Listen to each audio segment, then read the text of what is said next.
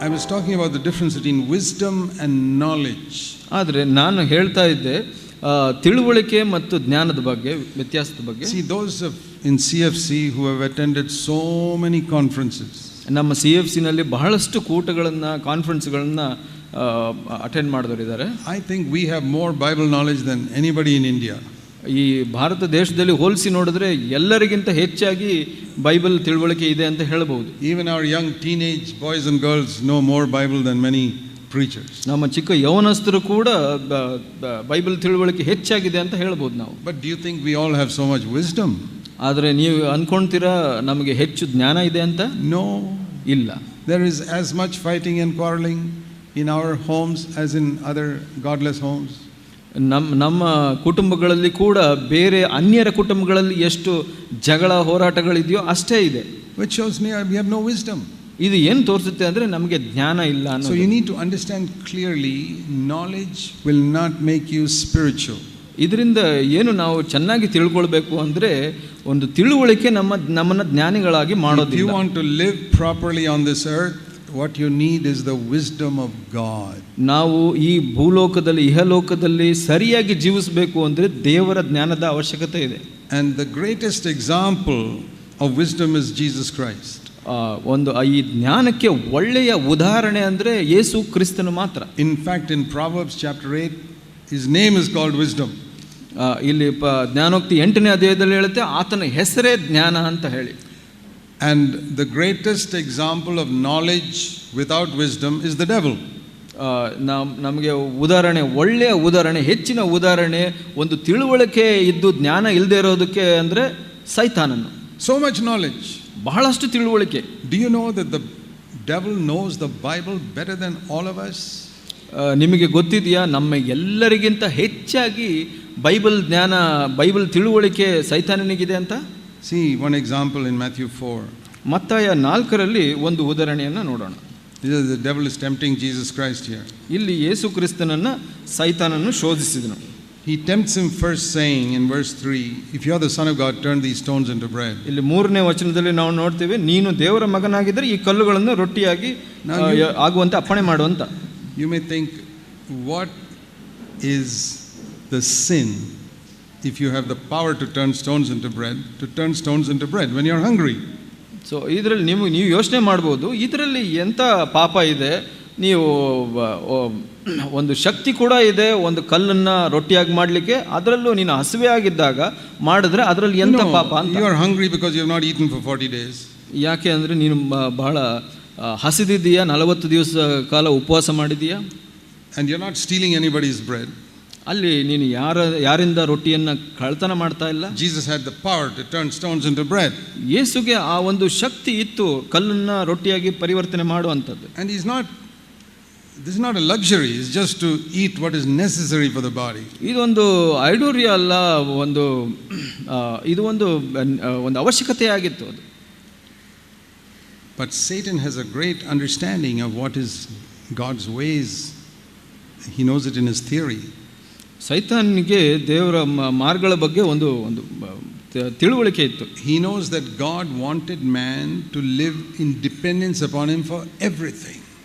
ಆತನಿಗೆ ಗೊತ್ತಿತ್ತು ಒಬ್ಬ ಮನುಷ್ಯನು ದೇವರನ್ನು ಆತ್ಕೊಂಡು ಪ್ರತಿಯೊಂದರಲ್ಲೂ ಜೀವಿಸಬೇಕು ಅಂತ. Even if God gives you a power, you should not use it without his permission. ನಿಮಗೆ ದೇವರು ಒಂದು ಶಕ್ತಿ ಕೊಟ್ಟರು ದೇವರ ಅನುಮತಿ ಇಲ್ಲದೆ ಅದನ್ನು ಉಪಯೋಗಿಸಬಾರದು ಅಂತ. That's what many Christians don't understand. ಅದನ್ನ ಬಹಳಷ್ಟು ವಿಶ್ವಾಸಿಗಳು ಗೊತ್ತಿಲ್ಲ. But Jesus understood it. ಆದರೆ ಯೇಸುಗೆ ಗೊತ್ತಿತ್ತು. Anything God gives me, I can use only if he permits me to do it. ಯಾವುದೇ ದೇವರು ಕೊಟ್ಟಿದ್ರು ಅದು ದೇವರ ಅನುಮತಿ ಇಲ್ಲದೆ ನಾನು ಉಪಯೋಗಿಸಬಾರದು ಅಂತ ಯೇಸುಗೆ ಗೊತ್ತಿತ್ತು. So I cannot turn stones into bread without God's permission. ಆತ ಹೇಳಿದನು, ಹೌದು, ನಾನು ದೇವರ ಅನುಮತಿ ಇಲ್ಲದೆ ನಾನು ಕಲ್ಲನ್ನ ರೊಟ್ಟಿಯಾಗಿ ಮಾಡಬಾರದು ಅಂತ. The devil knew if I can make Jesus do that which looks so ordinary, he will sin. ಸೈತಾನನಿಗೆ ಗೊತ್ತಿತ್ತು, ನಾನು ಇದನ್ನ ಬಹಳ ಚಿಕ್ಕದಾಗಿ ಕಾಣಿಸುತ್ತೆ, ಆದರೆ ಆ ಥರ ಮಾಡಲಿಕ್ಕೆ ಯೇಸುಗೆ ಅನುಮತಿಸಿದ್ರೆ ಅವನು ತಪ್ಪು ಮಾಡಿದಾಗ ಆಗುತ್ತೆ ಅಂತ. Jesus quoted a scripture, verse 4. ಅದು 4ನೇ ವಚನದಲ್ಲಿ ನೋಡ್ತೀವಿ, ಯೇಸು ಒಂದು ವಚನವನ್ನು ತಿಳಿಸ್ತಾರೆ. He said, no, in scripture it says you can't live by bread alone, you need the word of God. ಅವ್ರು ಹೇಳಿದರು, ನಾವು ರೊಟ್ಟಿಯಿಂದ ಮಾತ್ರ ಜೀವಿಸೋದಿಲ್ಲ, ದೇವರ ವಾಕ್ಯದಿಂದ ಜೀವಿಸಬೇಕು ಅಂತ. What is he saying? Bread is not the most important thing for a man. ಅಲ್ಲಿ ಯೇಸು ಏನು ಹೇಳ್ತಾ ಇದ್ರು ಅಂದರೆ, ರೊಟ್ಟಿಯೇ ಒಬ್ಬ ಮನುಷ್ಯನಿಗೆ ಮುಖ್ಯವಾದದ್ದಲ್ಲ. The most important thing for man is to listen to God and do what he says. ಮುಖ್ಯವಾದದ್ದು ಒಬ್ಬ ಮನುಷ್ಯಗೆ ಯಾವುದು ಅಂದರೆ, ದೇವರ ವಾಕ್ಯವನ್ನು ಕೇಳಿ ಅದಕ್ಕೆ ವಿಧೇಯನಾಗೋದು. And God has not told me to turn the stones into bread. ದೇವರು ನನಗೆ ರೊಟ್ಟಿಯನ್ನು ಕಲ್ಲನ್ನು ರೊಟ್ಟಿಯಾಗಿ ಮಾಡಲಿಕ್ಕೆ ಹೇಳಿಲ್ಲ. So I'm not going to do it. ಅದರಿಂದ ನಾನು ಮಾಡೋದಿಲ್ಲ ಅದನ್ನು. So as soon as the devil heard, oh, he's going to quote scripture. ಆ ಸೈತಾನ ಕೇಳಿದ ತಕ್ಷಣ, ಈತನ ದೇವರ ವಾಕ್ಯನ ಹೇಳಕ್ಕೆ ಬರ್ತಾ ಇದ್ದಾನೆ ಅಂತ, immediately the devil quotes the scripture. ತಕ್ಷಣನೇ ಸೈತಾನ ಏನು ಮಾಡ್ತಾನೆ, ಆತನು ದೇವರ ವಾಕ್ಯವನ್ನು ಹೇಳ್ತಾನೆ. He said, why don't you jump from the roof of the temple? ಇಲ್ಲಿ ಈ ಒಂದು ದೇವಾಲಯದ ಮೇಲಿಂದ ಯಾಕೆ ಬೀಳಬಾರದು ನೀನು? Because it is written in scripture, verse 6, that he will give his angels charge over you to, not that you don't get hurt. ನೀನು ಇದ್ರ ಶಿಖರದ ಮೇಲಿಂದ ಬಿದ್ದರೆ, ಇಲ್ಲಿ 6ನೇ ವಚನದಲ್ಲಿ ಹೇಳುತ್ತೆ, ನಿನ್ನ ಕಾಲಿಗೆ ಕಲ್ಲು ತೆಗೆದಿತ್ತೆ ಎಂದು ಕೈಗಳಲ್ಲಿ ಎತ್ತುಕೊಳ್ಳುವನು ಅಂತ. You know, there are maybe 20,000 verses in the Old Testament. ಅಲ್ಲಿ ಒಂದು 20,000 ವಾಕ್ಯಗಳಿರ್ಬೋದು ಹಳೆ ಒಡಂಬಡಿಕೆಯಲ್ಲಿ. How did the devil know exactly the right verse to take out from there to tempt the devil, to tempt Jesus? ಹೇಗೆ ಸೈತಾನನಿಗೆ ಗೊತ್ತಾಯಿತು ನಿರ್ದಿಷ್ಟವಾದ ಒಂದು ವಾಕ್ಯವನ್ನು ತೆಗೆದು ಯೇಸುಗೆ ಹೇಳಬೇಕು ಅಂತ? Because he knows the Bible. ಯಾಕೆಂದ್ರೆ ಆತನಿಗೆ ದೇವರ ವಾಕ್ಯ ಬಹಳವಾಗಿ ಗೊತ್ತಿದೆ. That is the proof the devil knows the Bible so well. ಅದೇ ಒಂದು ಆಧಾರ, ಸೈತಾನಿಗೆ ದೇವರ ವಾಕ್ಯ ಬಹಳವಾಗಿ ಗೊತ್ತಿದೆ ಅಂತ. If you know the Bible so well, you can quote a verse, it just means you're like the devil. ನೀವು ದೇವರ ವಾಕ್ಯ ಬಹಳವಾಗಿ ಗೊತ್ತಿದೆ, ನಿಮಗೆ ವಚನಗಳು ಹೇಳಲಿಕ್ಕೆ ಗೊತ್ತಿದೆ ಅಂದರೆ ನೀವು ಸೈತಾನ್ ಅಂತ ಆಗಿರ್ಬೋದು. If you don't have wisdom, ನಿಮಗೆ ಜ್ಞಾನ ಇಲ್ಲ ಅಂದರೆ. Jesus also knew which verse to quote. ಯೇಸುಗೆ ಕೂಡ ಗೊತ್ತಿತ್ತು ಯಾವ ವಚನ ಹೇಳಬೇಕು ಅಂತ. But he had wisdom. ಆದರೆ ಆತನಿಗೆ ಜ್ಞಾನ ಇತ್ತು. So how can we convert our knowledge into wisdom? ನಮ್ಮ ಒಂದು ತಿಳುವಳಿಕೆಯನ್ನು ಜ್ಞಾನವಾಗಿ ಹೇಗೆ ಬದಲಾಯಿಸೋದು? I believe that is one of the greatest needs in our CFC churches. ನಮ್ಮ CFC ಸಭೆಗಳಲ್ಲಿರುವ ಬಹಳ ಅವಶ್ಯಕವಾದದ್ದು ಅಂದರೆ ಇದು ಅಂತ ನನಗೆ ಗೊತ್ತಾಗುತ್ತೆ. Particularly in Bangalore, ಬೆಂಗಳೂರಿನಲ್ಲಿ, where people have heard me for more than 35 years. ಜನರು 35 ವರ್ಷದಕ್ಕಿಂತ ಹೆಚ್ಚಾಗಿ ನನ್ನನ್ನು ಕೇಳಿಸ್ಕೊಂಡಿದ್ದಾರೆ. They know so much more than anybody else. ಅವರಿಗೆ ಬೇರೆ ಎಲ್ಲರಿಗಿಂತ ಹೆಚ್ಚಾಗಿ ಗೊತ್ತಿದೆ. But I can see a lot of those brothers and sisters don't have wisdom. ಅದರಲ್ಲಿ ನಾನು ನೋಡ್ತೀನಿ ಸರಳವಾಗಿ ಅವರಿಗೆ ಜ್ಞಾನ ಇಲ್ಲದೆ ಇರೋದನ್ನು. They are so sluggish in their Christian life. ಅವರ ಕ್ರಿಸ್ತಿಯ ಜೀವಿತದಲ್ಲಿ ಕಾಲು ಎಳೆಯೋರಾಗಿದ್ದಾರೆ. When we have an open time of sharing, everybody is quiet. ನಾವು ವಾಕ್ಯವನ್ನು ಹಂಚಬೇಕು ಅನ್ನುವಾಗ ಎಲ್ಲರೂ ನಿಶ್ಶಬ್ದರಾಗಿರ್ತಾರೆ. If you ask people to pray, they are quiet. ಅವರು ಪ್ರಾರ್ಥನೆ ಮಾಡಿ ಅಂದರೆ ನಿಶ್ಶಬ್ದರಾಗಿರ್ತಾರೆ. It's all lack of wisdom. ಅದು ಯಾಕೆ ಅಂದರೆ ಜ್ಞಾನದ ಕೊರತೆ ಇರುವಂಥದ್ದು. Head is full of knowledge. ಆದರೆ ತಲೆಯಲ್ಲಿ ತಿಳುವಳಿಕೆ ತುಂಬಿಕೊಂಡಿದೆ.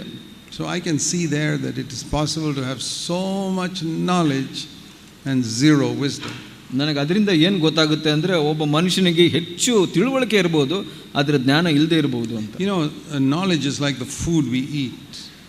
ಒಂದು ತಿಳುವಳಿಕೆ ಅಂದರೆ ಊಟ ಮಾಡಿದಾಗೆ. We all need food to eat.